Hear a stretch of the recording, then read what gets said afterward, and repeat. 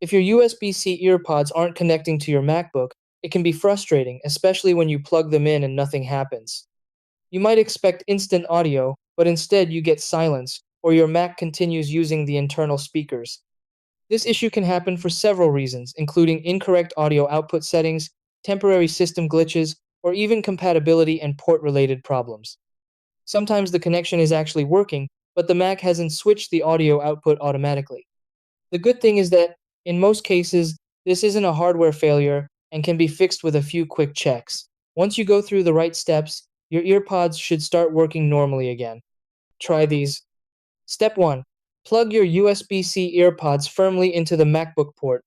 Step 2. Click the sound icon in the menu bar and check the output device. Step 3. Go to System Settings, then Sound, then Output, and select your earpods manually. Step 4. Unplug and reconnect the earpods to refresh the connection. Step 5.